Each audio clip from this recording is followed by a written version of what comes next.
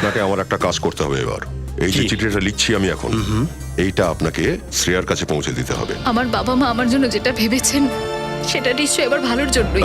শ্রেয়া, এক মিনিট। ও না, দয়া আবার চিঠির ব্যাপারে শ্রেয়াকে জিজ্ঞেস করছে না তো? আমি কি ভুল কিছু লিখে ফেলেছি চিঠিতে? শ্রেয়া আজকে বাড়িতে আছে, ওকে আজকে ছেলের বাড়ি থেকে দেখতে আসছে বিয়ের জন্য।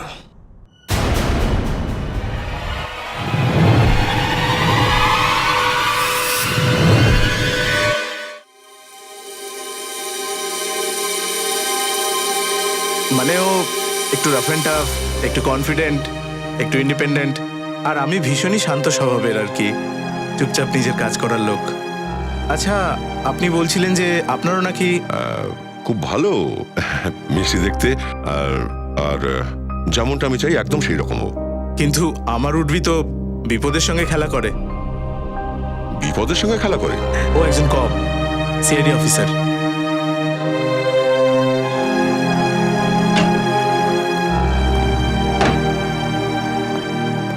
Good morning sir. Good morning.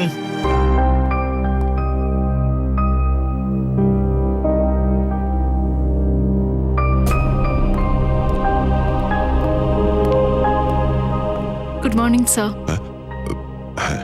High, good morning. Sir,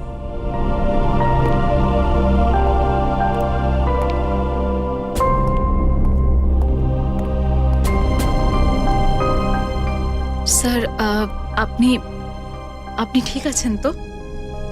হ্যাঁ ঠিক আছে। কেন, কি হয়েছে? আপনি খুব চিন্তায় আছেন মনে হচ্ছে।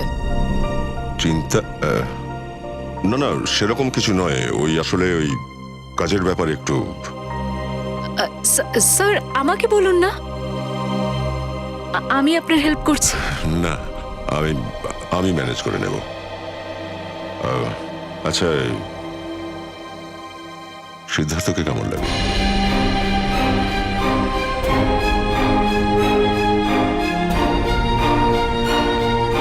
ঠিকই আছে স্যার, ব্যাস নিজের কাজে একটু ব্যস্ত।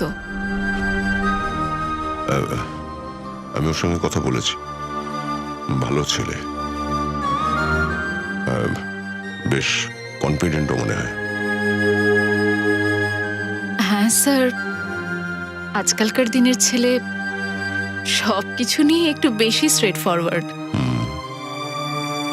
আচ্ছা আচ্ছা, ওই তোমাদের পরিচয়, মানে ও তোমাদের পরিচিতদের কেউ নাকি ব্যাস এমনি জানা পরিচয় হয়ে গেছে?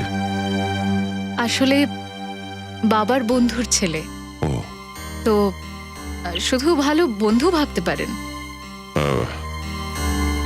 শ্রেয়া,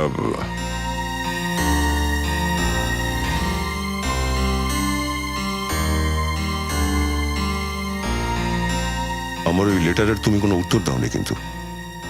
কোন লেটার স্যার?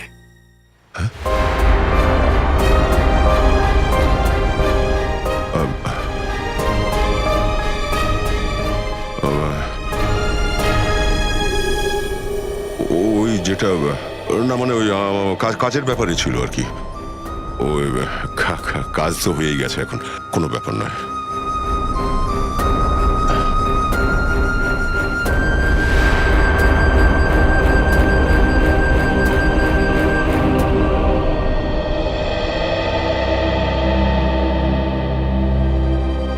লেটার?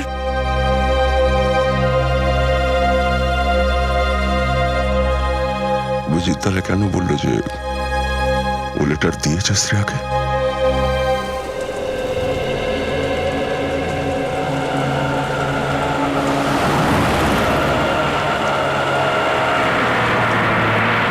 চলো দাদা, ওঠো ওঠো, তাড়াতাড়ি বৃষ্টি পড়ছে, ওঠো ওঠো, বাচ্চারা নেবে, তাড়াতাড়ি তাড়াতাড়ি।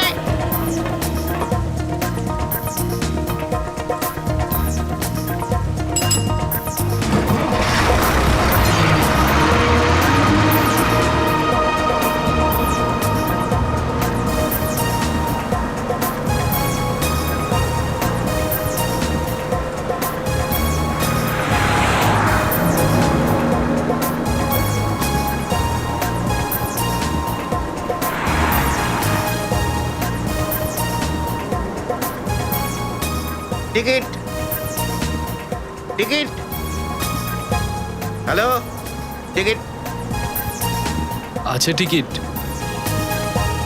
টিকিট টিকিট আমি কেটেছিলাম কোথায় রাখলাম আমি টাকা বের করে টিকিট কাটো। কিনেছি টিকিটটা আমি এত দূর চলে আসছিস বাসে বসে টিকিট কাট। এই দেখো আচ্ছা ঠিক আছে।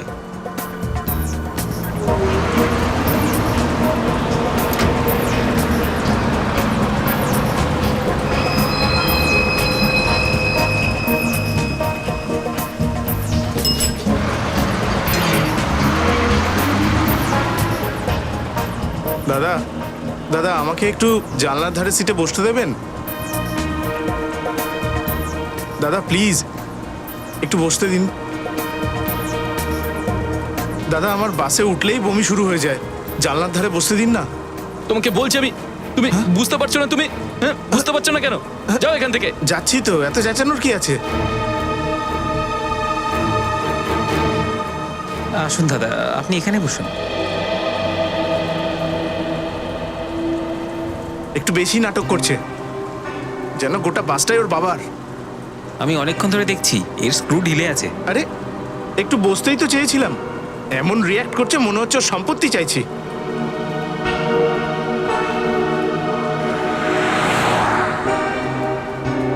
দেখো ওকে, এই সমস্ত লোকেদের তো একদমই বাড়ির বাইরে বেরোনো উচিত নয়। পেয়েছো জানলার ধারে সিট? হ্যাঁ,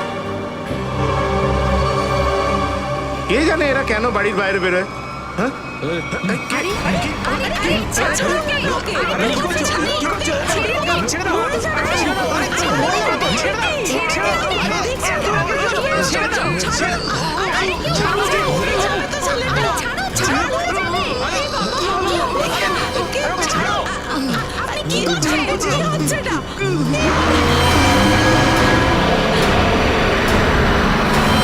আরে ভাই ছেড়ে দে ওকে, মরে যাবে তো।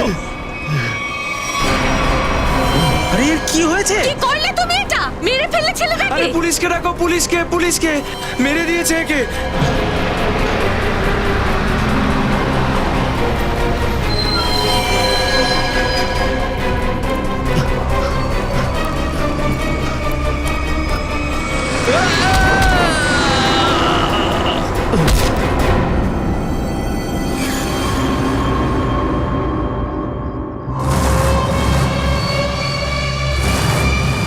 স্যার এটা বরুণ, গলা টিপে হত্যা করা হয়েছে ওকে। অদ্ভুত ব্যাপার যে ওর খুনি যে অরবিন্দ ওই সামনেই মরে পড়ে রয়েছে। ওকে খুন করার পর ও পালিয়ে যাওয়ার চেষ্টা করে আর গাড়ির সঙ্গে ধাক্কা লাগে, সেখানেই মরে যায়। আচ্ছা, গাড়িতে ধাক্কা খেয়েছে। আচ্ছা, কি হয়েছিল ওদের মধ্যে? খুব সাধারণ একটা ব্যাপার স্যার। অরবিন্দ ওই জানলার ধারে সিটটায় বসেছিল, ঠিক তখনই বরুণও বাসে ওঠে আর ওখানেই বসতে চায়। অরবিন্দ মানা করে, বরুণ ওকে নিয়ে হাসি ঠাট্টা করে, আর কথায় কথায় শেষ পর্যন্ত এই ঘটনা ঘটে। অদ্ভুত ব্যাপার, এই ছোট্ট একটা ব্যাপারের জন্য খুন করে দিল। আসলে স্যার এই রুটে এটি এরকম দ্বিতীয় ঘটনা স্যার। প্রথমবার কি হয়েছিল? প্রথমবারের অপরাধী বিনোদ স্যার রেগে গিয়ে ও একটা মানুষকে মেরে ফেলে। তারপর ওখানের পাবলিক যখন ওকে ধরতে চায় তো ও রাস্তার দিকে দৌড়ে যায় আর একটা গাড়ির সামনে ঝাঁপিয়ে পড়ে, ও মারা যায়। পুলিশ বলে যে এটা রেগে গিয়ে মার্ডার করা হয়েছে আর আত্মহত্যার ব্যাপার। পুলিশ তাই ফাইলটা বন্ধ করে দেয়। আচ্ছা,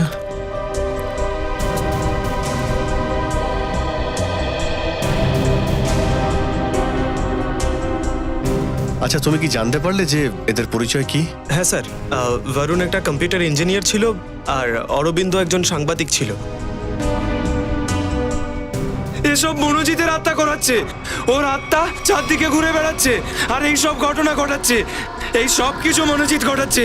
ওর আত্মা রক্তের স্বাদ পেয়ে গেছে, আপনাদেরও ছাড়বে না ও। এই চুপ করো, যাও নিজের কাজ করো। কি যাও, শুধু শুধু লোকজনকে ভয় দেখাচ্ছে। যাও এখান থেকে। স্যার আপনি মানুন বা না মানুন, কিন্তু ওর কথা কিন্তু সত্যি। কি কি বলছো? কি বাজে বকছো তোমরা? স্যার ও ঠিক কথা বলছে স্যার। এই রাস্তায় পর অ্যাক্সিডেন্ট হয় স্যার। লোকে বলে এইসব মনজিতের আত্মা করাচ্ছে। এই জন্য এই রাস্তাটাকে বন্ধ করে দিয়েছে।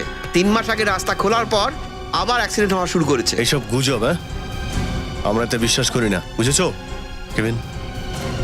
এদের দুজনের বাড়িতে গিয়ে খোঁজ নিয়ে দেখো যে এদের মধ্যে কোনো সম্পর্ক ছিল কিনা বা কোনো কানেকশন। পঙ্কজ, লাশটাকে ফরেন্সিক ল্যাবে পাঠিয়ে দাও।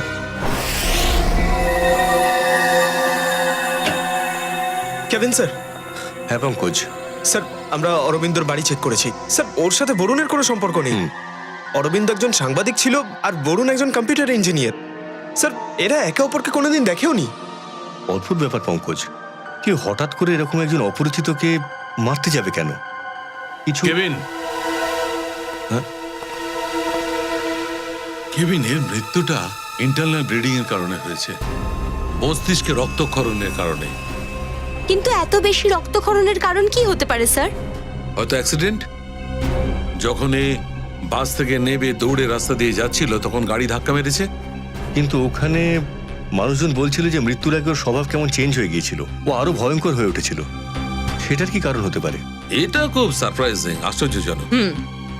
আরো একটা ব্যাপার, এর কিডনিতে একটু ইনফেকশন তো হয়েই ছিল, কিন্তু সেটার এর মৃত্যুর সঙ্গে কোনো সম্পর্ক নেই।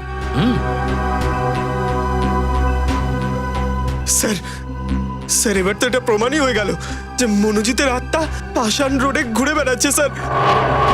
পঙ্কজ, কি আজে বাজে কথা বলছো? আত্মাটা কিছু হয় না। সত্যি তো এটাই যে কেউ মনোজিতের আত্মার পেছনে এই খুনটা করেছে। এই খুন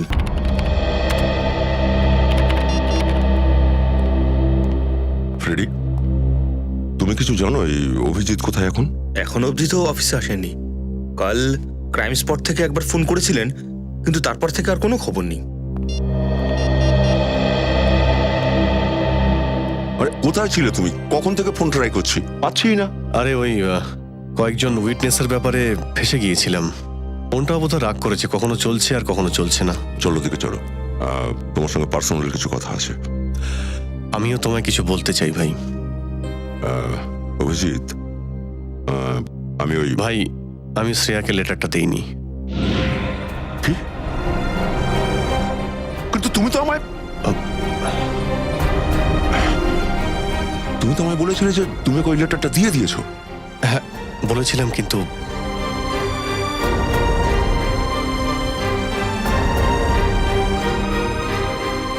না, আসলে দয়া, আমার একটু সমস্যা ছিল। এমন কি সমস্যা ছিল সেটা তুমি আমায় বলতে পারলে না?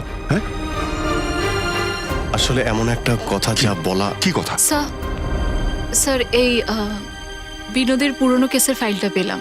ও, ফাইল পেয়ে গেছো?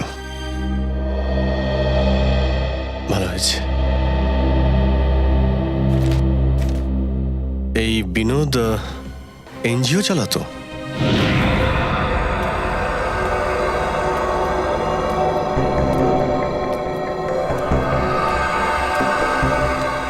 বাস স্টপে একটা ব্যাপার নিয়ে একটা লোকের সঙ্গে হাতাহাতি হয় আর বিনোদ খুব রেগে যায়, আরও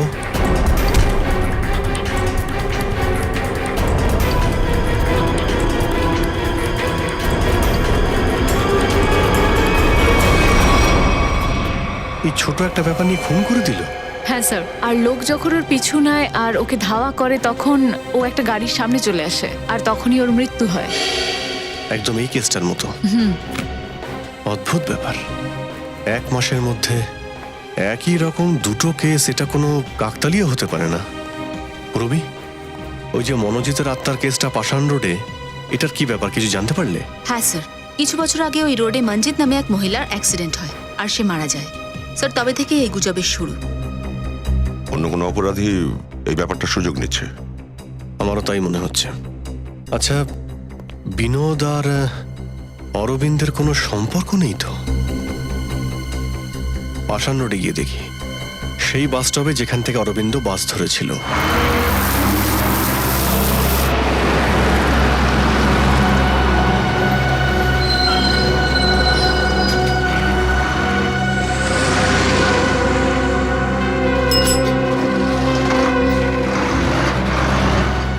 এই অরবিন্দ প্রত্যেকদিন এই স্টপ থেকেই উঠতো না? আগে হ্যাঁ।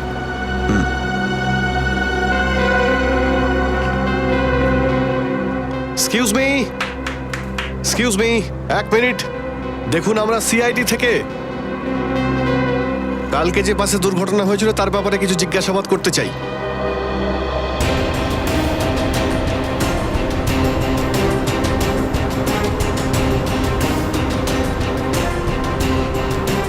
এর নাম অরবিন্দ। এর ব্যাপারে আপনি কিছু বলতে পারবেন? না স্যার, আমি একে কখনো দেখিনি। আচ্ছা, আপনি লোকটার ব্যাপারে কিছু জানেন? হ্যাঁ স্যার, কালই এই লোকটা এই সিটে বসেছিল আর নিজের মোবাইল দিয়ে কিছু ফটো ক্লিক করছিল।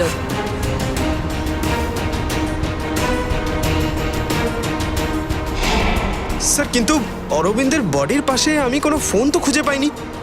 আমি খুব ভালো করে দেখেছিলাম। এক্সকিউজ মি, হ্যাঁ বলুন। আমরা সিআইডি থেকে এসেছি। পাষাণ রোডে কিছুদিন আগে মিস্টার বিনোদের মৃত্যু হয়েছে, সেই ব্যাপারেই আপনাকে কিছু জিজ্ঞেস করতে চাই। হ্যাঁ জিজ্ঞেস করুন। আপনার কি মনে হয় নিজের মৃত্যুর কিছুদিন আগে থেকে বিনোদ কিছুটা খিটখিটে বা রাগী হয়ে গিয়েছিল? দেখুন স্যার, আমি নিজেও বিশ্বাস করতে পারছি না বিনোদ স্যারের মতো এত শান্ত আর সরল স্বভাবের মানুষ রেগে গিয়ে কাউকে খুন করতে পারে আর তারপরে নিজেকে শেষ করে দেবে। আচ্ছা, ওনার কি কারোর সাথে কোনো শত্রুতা ছিল? দেখুন, সে ব্যাপারে তো আমি কিছু বলতে পারবো না, কিন্তু সমাজ সেবার ক্ষেত্রে অনেক ধরনের মানুষের সঙ্গে আলাপ হয়। কি কি বিষয় নিয়েও কাজ করছিল? খাওয়ার জলকে নিয়ে লোকাল অফিসারদের সঙ্গে লড়ছিলেন উনি, আর দ্বিতীয়ত মহিলাদের সুরক্ষার জন্য লড়াই করছিলেন উনি। আর কিছু? স্যার, ওই নিকোলি অয়েল কোম্পানির তেলে ভেজাল মেশানোর ব্যাপার নিয়ে কোর্টে একটা কেস করেছিল স্যার। নিকোলি oil company? Okay, thank you. আমাদের এটা জানতে হবে যে অরবিন্দ কোন কোন প্রজেক্টের উপর কাজ করছিল। হতে পারে বিনোদ আর অরবিন্দ একই প্রজেক্টের উপর কাজ করছিল। আপনি বলতে পারবেন এক্স্যাক্টলি ও কোথাকার ছবি তুলছিল? হ্যাঁ স্যার, কালকে ও আদর্শ নগর আর সরোজিনী নগরের মাঝখানের রাস্তায় ছবি তুলছিল। স্যার, এই লোকটা অনেক কিছু জানে। কি জানেন আপনি? স্যার, আমি এই বাসেই রোজ যাতায়াত করি আর অরবিন্দ এই বাসেই যাতায়াত করে। আরে না না, অরবিন্দের ব্যাপারে কি জানেন? ও যেই বাস স্টপ থেকে উঠতো সেই বাস স্টপেই ওর কারোর সাথে ঝগড়া হয়েছিল। ঝগড়া? কার সঙ্গে? কে ছিল সেই লোকটা? নাম তো জানি না স্যার। সেই লোকটা কি আজকে এই বাসে আছে? না স্যার, আজকেও আসেনি। কালকে যখন অ্যাক্সিডেন্ট হয়েছিল তখন এই লোকটা বাসে ছিল? হ্যাঁ, কালকে ছিল। তাহলে লোকটাকে নিশ্চয়ই আপনার মনে আছে? হ্যাঁ স্যার। গুড। পঙ্কজ, ওনাকে নিয়ে স্কেচ বানাও। কেভিন, আদর্শনগর থেকে সরোজিনী নগর অবধি তুমি ভিডিও রেকর্ডিং করো। তখনই জানতে পারা যাবে যে এই অরবিন্দ ঠিক কোন জিনিসের ছবি তুলছিল।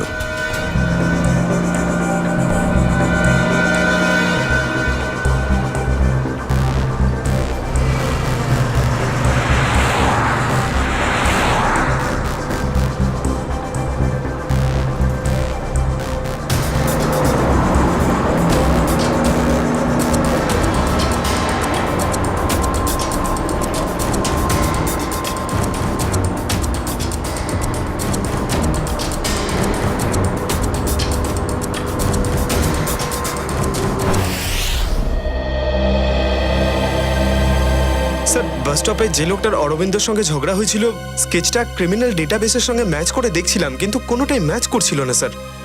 স্যার, স্যার এই দেখুন, আদর্শনগর থেকে সরোজিনী নগরের এই ভিডিও রেকর্ডটা পেলাম।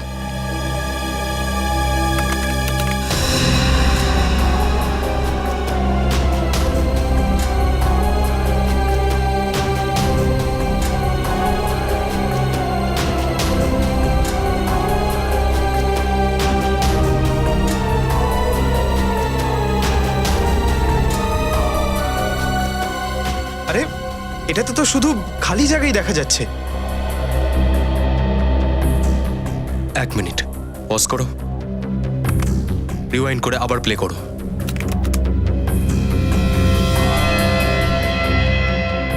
এবার এটা জুম করো।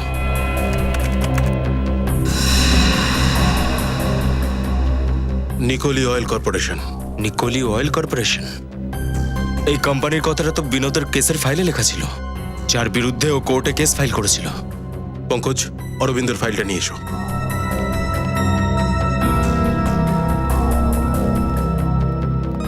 স্যার। এই দেখো, তেল কোম্পানির কারচুপি, তেলে ভেজাল মেশানোর তথ্য ফাঁস। কারচুপি করে তেলের দাম বাড়ানোর পিছনে সবচেয়ে বড় হাত রয়েছে নিকোলি অয়েল কর্পোরেশনের। হতে পারে এই নিকোলি অয়েল কর্পোরেশনের অফিসে যেতে হবে।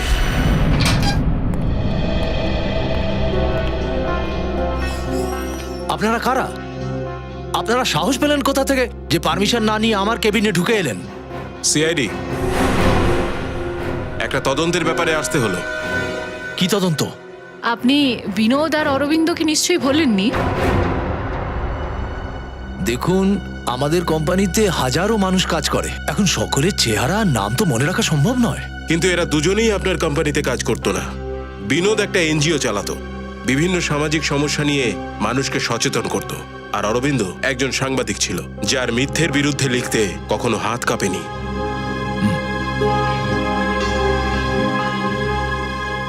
এরা আপনার কোম্পানির বিরুদ্ধে প্রতিবাদও করেছিল। কেননা আপনাদের কোম্পানি তেলে ভেজাল মেশাচ্ছিল আর বেআইনিভাবে তেলের দাম বাড়ানোর প্রচুর চেষ্টা করেছেন। দেখুন, এরকম কোনো ব্যাপার নয়। এই কেসে কোর্ট আমাদের নির্দোষ বলেছে। কিন্তু স্যার, অরবিন্দ আর বিনোদকে খুন করা হয়েছে। কি বলছেন? আপনারা আমাকে সন্দেহ করেন? আগে হ্যাঁ, আপনার উপরে সন্দেহ রয়েছে। আর ভুল করেও এই শহর ছেড়ে কোথাও যাওয়ার চেষ্টা করবেন না।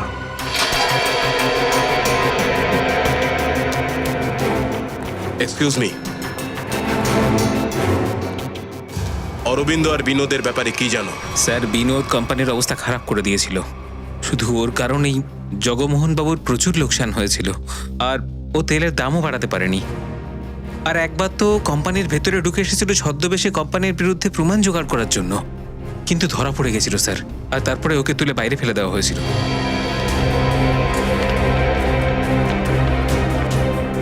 একে চেনো? স্যার, এটা তো রোহন স্যার, আমাদের কোম্পানিতেই কাজ করে। এই তো বিনোদকে তুলে বাইরে ফেলেছিল। রোহন? এই রোহনের সঙ্গে তো দেখা করতে হচ্ছে।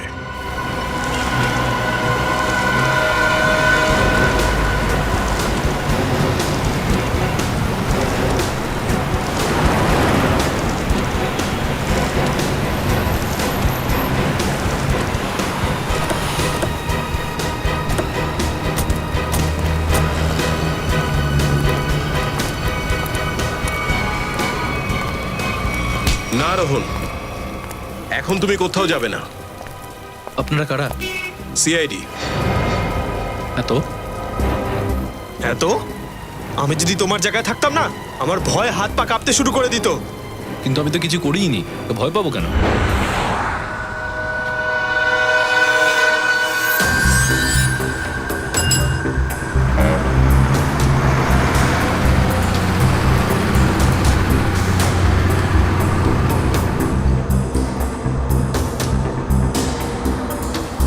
বিনোদ বেচারা মারা গেছে, জানো তো তুমি? কেউ মরুক বাঁচুক তাতে আমার কি যায় আসে? 1 মাস আগে তোমার সঙ্গে ওর একটা ঝামেলা হয়েছিল কোম্পানিতে। হ্যাঁ, ওই কোম্পানির বিরুদ্ধে কিছু প্রমাণ খুঁজছিল।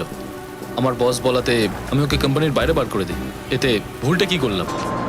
ওই সাংবাদিক অরবিন্দ, ওর সাথেও তো তোমার ঝগড়া হয়েছিল, তাই না? ও কোম্পানির ব্যাপারে কিছু নিউজ পেপারে ছাপতে চলেছিল।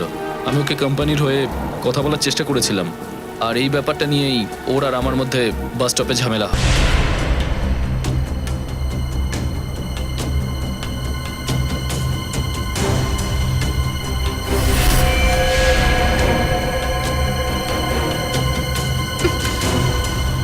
কোথা থেকে এরা আসে কে জানি। কি বললে তুমি? কি বললাম আমি? আমি কি বলেছিলাম?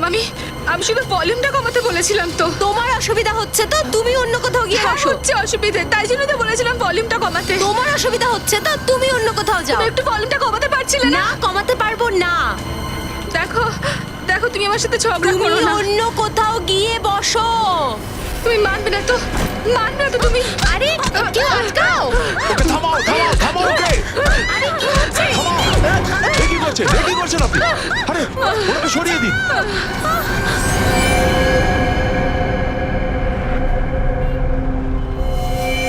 আমি জানি যে যেদিন অরবিন্দ মারা যায় সেই দিন তুই ওই বাসেই ছিলি। এবার এটা বল, যেদিন বিনোদ মারা যায় সেদিন তুই কোথায় ছিলি? তোমায় মনে করানোর জন্যই বলছি, ওটা 23 জুন ছিল আর সময়টা ছিল সকাল, morning, just to remind you. হ্যাঁ, আমি কোম্পানিতেই ছিলাম, ওভারটাইম করছিলাম।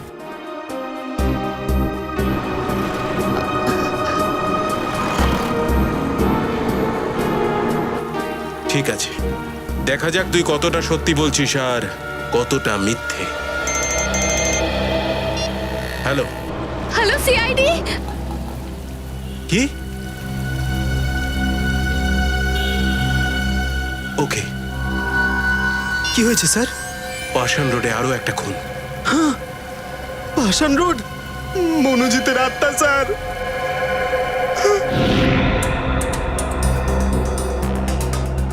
স্যার এর নাম গীতা। এর পাশে বসে থাকা যাত্রী মীরার ওপর হামলা করে আর তারপর নিজেই মরে যায়। অদ্ভুত ব্যাপার শ্রেয়া। লাস্ট কেস দুটোয় অরবিন্দ আর বিনোদের মৃত্যু অ্যাক্সিডেন্টে হয়েছে, আর এই কেসে ও নিজে থাকতেই মারা গেছে। স্যার, স্যার মীরার জ্ঞান ফিরেছে স্যার।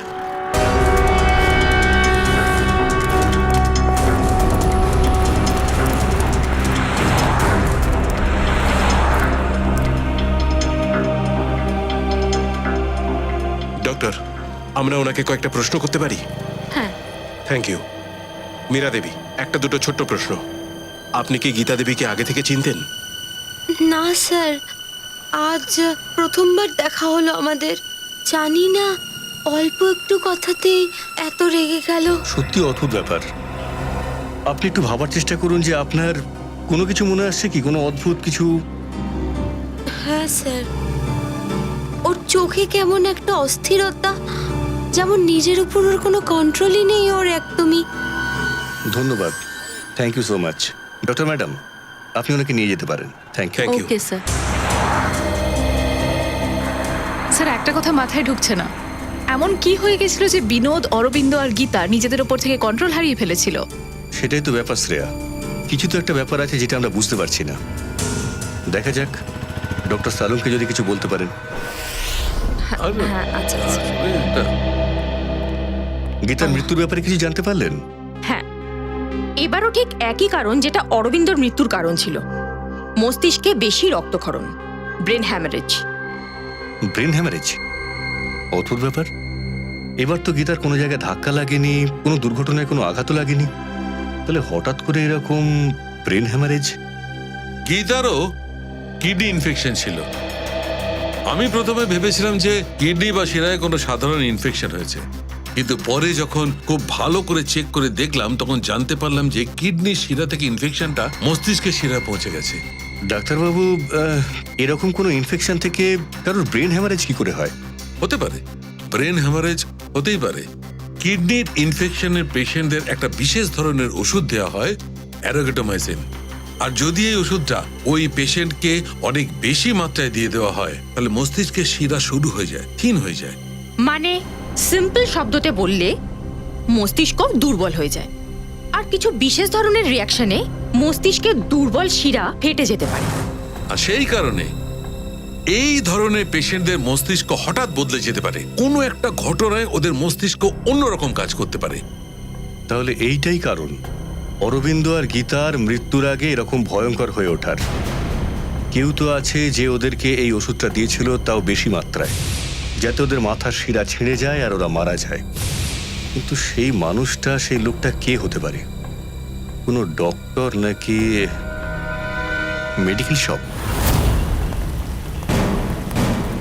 স্যার এটাই সেই দোকান যেখানে অ্যারগেটোমাইজার নামের ওষুধটা পাওয়া যায়। বলুন স্যার, কি চাই? আমরা সিআইডি থেকে আসছি, আপনার থেকে কিছু জানতে চাই। সিআইডি? কি জানতে চান স্যার? 3 জন মানুষের মৃত্যু হয়েছে যাদের আপনার দোকান থেকে ভুল ওষুধ দেওয়া হয়েছিল। কি স্যার, আমি কাউকে ভুল ওষুধ দেবো কেন? দেখুন, আমাদের কাছে প্রমাণ আছে। আপনি অ্যারগেটোমাইজার 10% নামের ওষুধটা 3 জনকে বিক্রি করেছিলেন, বিনোদ, অরবিন্দ আর গীতা। স্যার আমি চেক করে বলছি, আপনারা ভেতরে আসুন।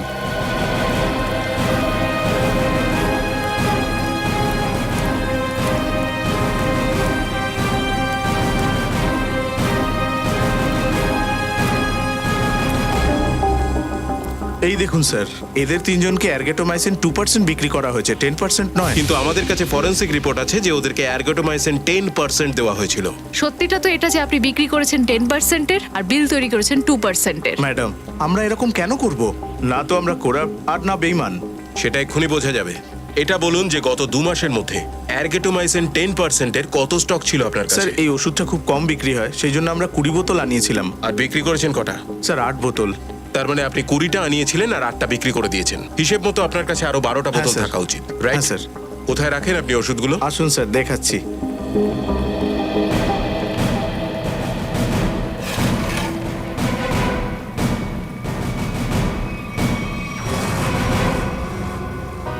স্যার, এখানে তো 9টাই শিশি আছে। হ্যাঁ, 9টা শিশি রয়েছে। এবার আপনি আমাকে এটা বলুন যে বাকি 3টে শিশি কোথায় গেল? স্যার, আমি জানি না, কারণ কাউন্টার সুধাংশু দেখাশোনা করে। ও 2 দিন ধরে আসছে না আর আমার ফোনও তুলছে না, সেই জন্যই আমি এখানে বসেছি। সুধাংশু? এটাকে?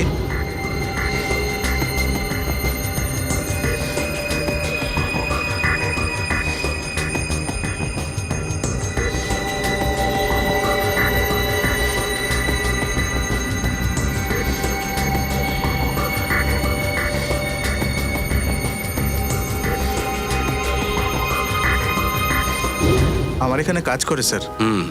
ওর নাম্বার আর অ্যাড্রেসটা দিন আমাকে। হ্যাঁ স্যার। হ্যাঁ ডক্টর সালুকে, হ্যাঁ জানা গেছে ওদের 3জনকে এই ওষুধটাই দেওয়া হয়েছিল। আর শুধু তাই নয়, একে ফিরামিন নামের একটা ইঞ্জেকশনও দেওয়া হয়েছিল, যাতে করে এই ওষুধটার তেজ অনেক বেশি হয়ে যায়, যাতে মস্তিষ্কের শিরা একদম সরু মতো হয়ে যায়, ফেটে যায়, আর মস্তিষ্কে ব্লিডিং শুরু হয়ে যায় সেই সময় যখন খুনি চায়। তাহলে ডক্টর সালুকে, এই সমস্ত ব্যাপারটা ঘটতে মোটামুটি কত সময় লাগতে পারে? ও বেশি হলে 5 থেকে 7 মিনিট ব্যাস। ওকে ডক্টর সালুকে, থ্যাংক ইউ। আমাদেরকে এবার এটা জানতে হবে যে কে সে, যে ভিকটিমকে ফেরামিন্টের ইঞ্জেকশন দিয়েছিল আর যার ফলেই ওদের এই অ্যাটাকটা হয়েছে। স্যার জানি না আপনারা আমার কাছে কি চাইছেন স্যার। স্যার আমার কিচ্ছু মনে নেই। আগে চলো, তোমার যে স্মৃতিশক্তি হারিয়ে গেছে সেগুলো ফিরিয়ে আনবো।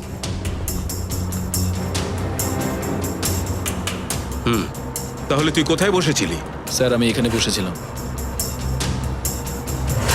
বস এখানে। এবার বল, অরবিন্দ কোথায় বসেছিল, কি করছিল, আর ওর সঙ্গে কে ছিল? স্যার আমি এখানে বসেছিলাম আর অরবিন্দ ওখানে বসেছিল।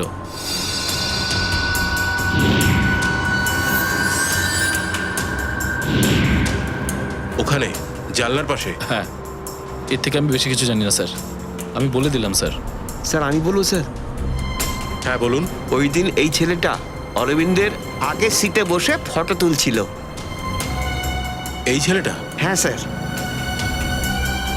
তুমি আমাকে সেই ছবিগুলো দিতে পারো যেগুলো 2 দিন আগে তুমি এখানে তুলেছিলে? আমি তুলেছিলাম, আপনারা দেখতে পারেন।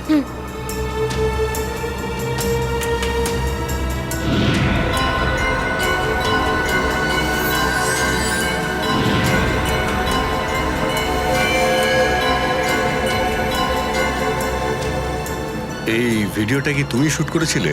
হ্যাঁ। তোমরা এই ভিডিও রেকর্ডিংটা আমাদের পাঠাতে পারবে? হ্যাঁ স্যার। Thank you.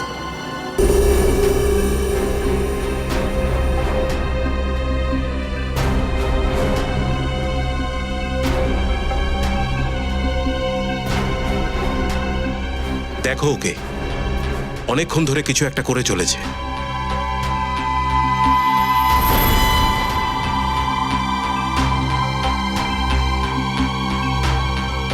স্যার এই তো বাস থেকে নেমে গেল, তাও আবার ঘটনাস্থল থেকে 2 স্টপ আগে।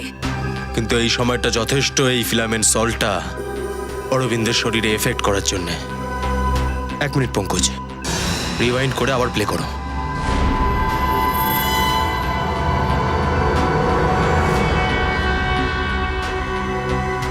কোনো ছোট ডার্ট বা কোনো সূক্ষ্ম জিনিস ছুঁড়েছে অরবিন্দর দিকে, যেটা অরবিন্দর শরীরে ঢুকে সোজা শরীরের ভিতরে চলে গেছে।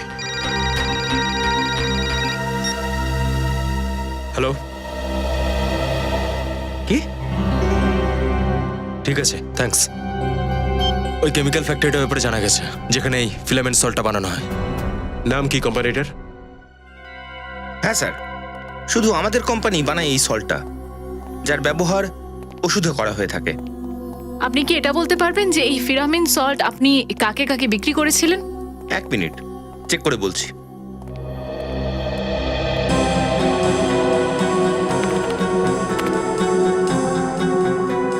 দেখুন, বিগত 2 মাসে আমরা 30 জনকে বেচেছি এইটা। একে দেখুন।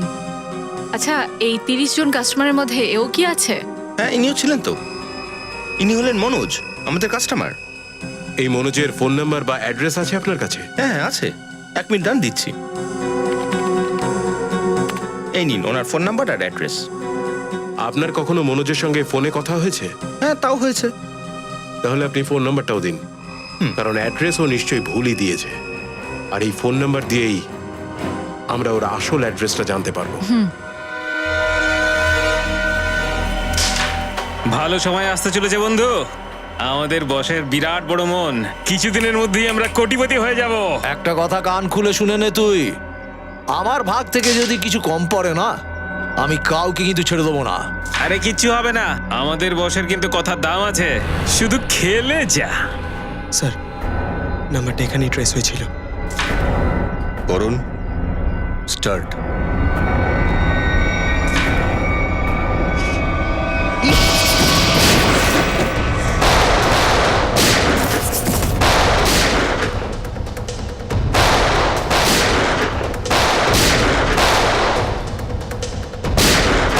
মনোজ, তোমরা সবাই সিআইডির কাছে ধরা দাও। মনোজকে গুলি দিচ্ছিস তুই? আমরা জানতে পেরেছি যে তোমরা ওদের অ্যাসল্টের ইনজেকশন দিয়েছিলে খুন করার জন্য। হ্যাঁ দিয়েছিলাম, তো কি করবি তুই? হ্যাঁ,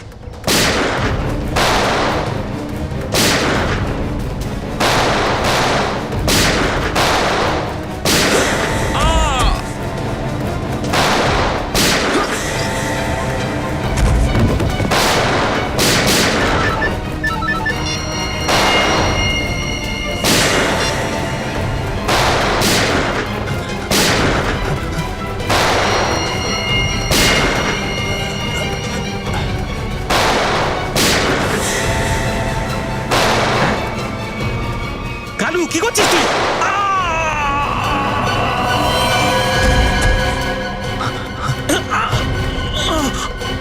মাই গড, ওকে ফলো করো, ধরো ওকে। মনোজ, মনোজ, মনোজ চোখ খোলো।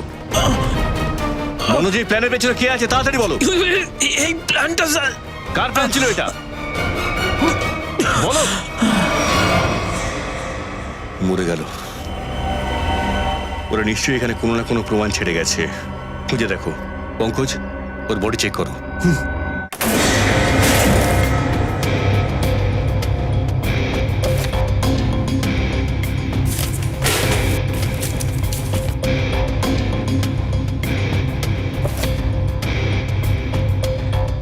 স্যার, হ্যাঁ শিকা, স্যার কোনো কোম্পানির পেপারস পাওয়া গেছে। কোম্পানির ব্লু লাইন? এটা কার কোম্পানি হতে পারে? দেখা যাক। এটা কি জমির কাগজপত্র? এই জমিটা তো জগমোহনের নামে রয়েছে। স্যার, আমাদের কেসের সাথে জগমোহনের জমির কি সম্পর্ক আছে?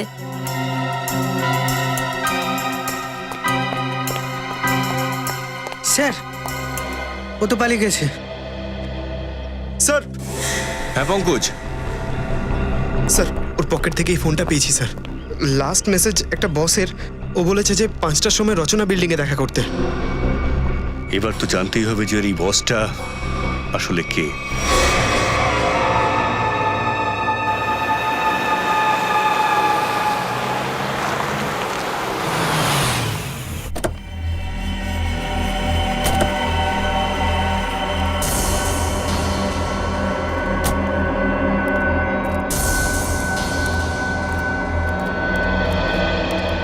আসুন আসুন আসুন জগমোহন বাবু, আপনার নাটক এবার বন্ধ করুন, কারণ আমরা আপনার গোপন কথাগুলো জেনে গিয়েছি।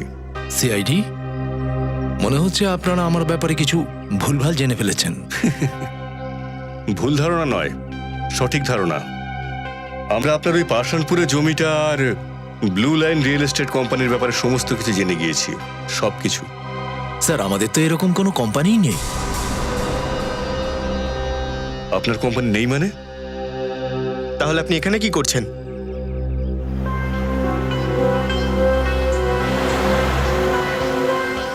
আপনার সঙ্গে তো আমরা পরে কথা বলছি, আগে ওদের সঙ্গে বোঝাপড়া করে নিন।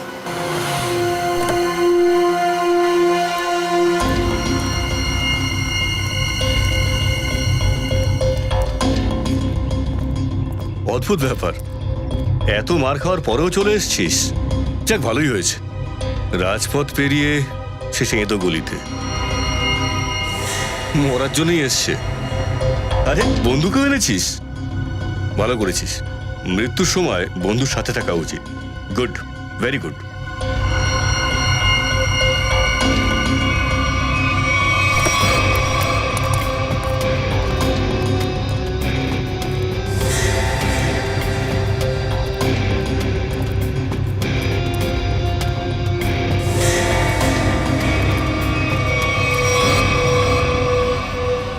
রাকেশ, তুমি?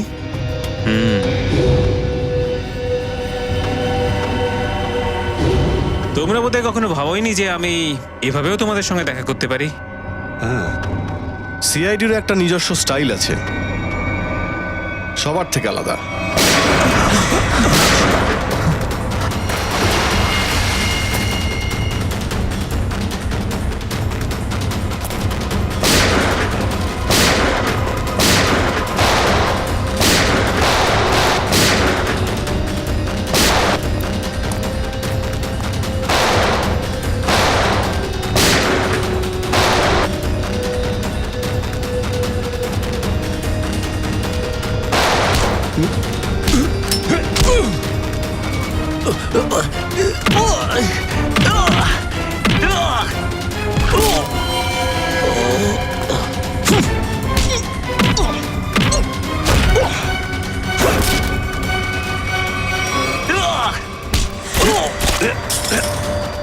সবাইকে বেশি পাওয়ারের ইঞ্জেকশন দিয়েছিলিস না তুই?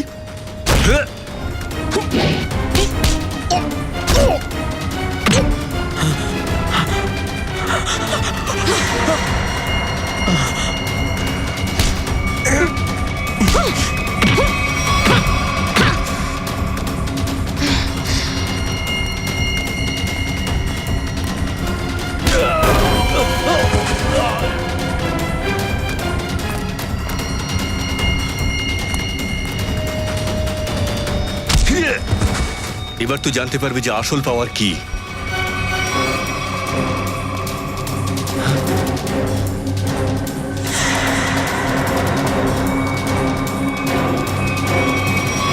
জমির কাগজপত্র আমার হাতে দিয়ে দাও।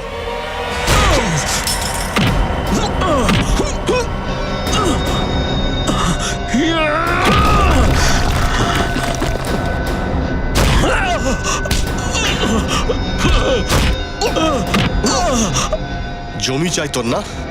আমি তোকে দিচ্ছি জমি সস্তায়। আমি তোকে খুব বেশি কষ্ট দেওয়ার আগে সত্যি বলে তুই নিজের কষ্ট কমাতে পারিস। বল। ব্লু লাইন কনস্ট্রাকশনস আমারই কোম্পানি স্যার। ফ্রড কোম্পানি, যার কোনো রেকর্ডই নেই, যার শুধু একটাই উদ্দেশ্য, জগমোহনের জমি কোনোভাবে আত্মসাৎ করা। হ্যাঁ স্যার, আমি ধার নিয়ে ওই বিশেষ জায়গাতে অনেক টাকা ইনভেস্ট করেছি ডেভেলপ করতে, কিন্তু এদের মারাত্মক আত্মার গুজব ছড়ানোর জন্য কেউ কোনো কনস্ট্রাকশন করতে চাইছে না বা কেউ নিজের বিজনেস শুরু করতে চাইছে না।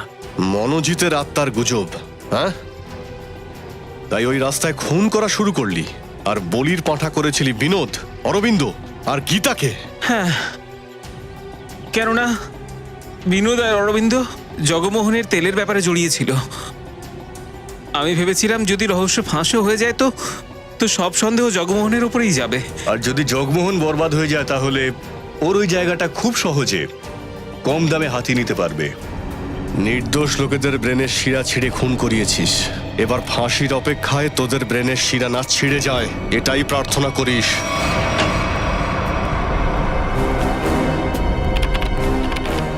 Morning sir.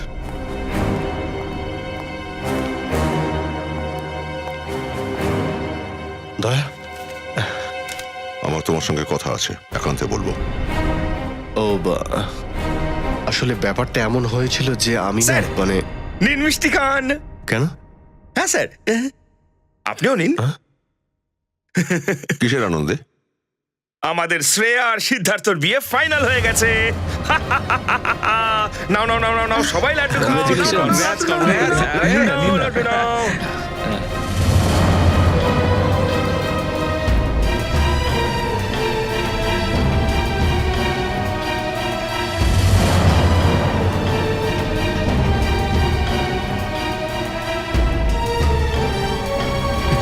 আরে আরে তুইও খা তুইও খা।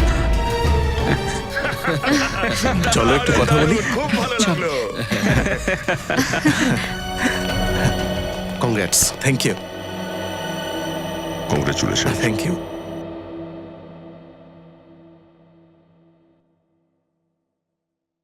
আর তোমাকেও শ্রেয়া। আচ্ছা স্যার, ওই আপনাকে বলেছিলাম না সেই আমার স্বপ্নের নায়িকার ব্যাপারে, সে একজন কপ। এই সেই স্বপ্নের নায়িকা।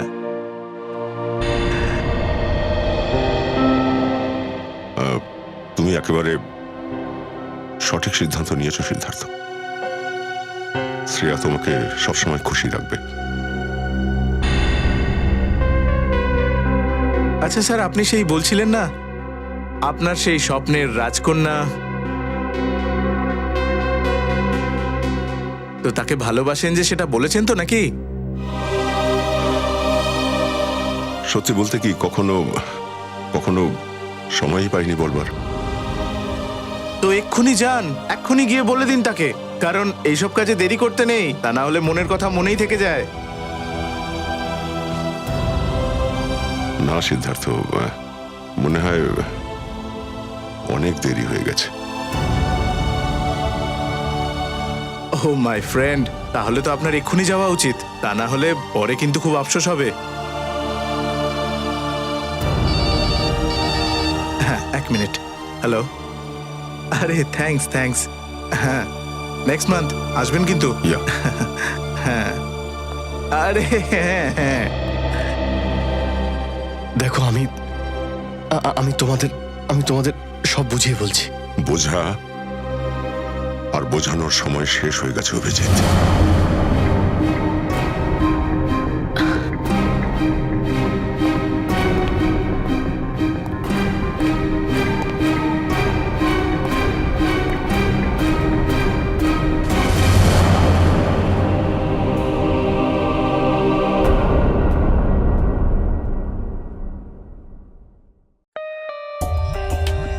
For more updates, subscribe to our channel, click the show links and enjoy watching the videos.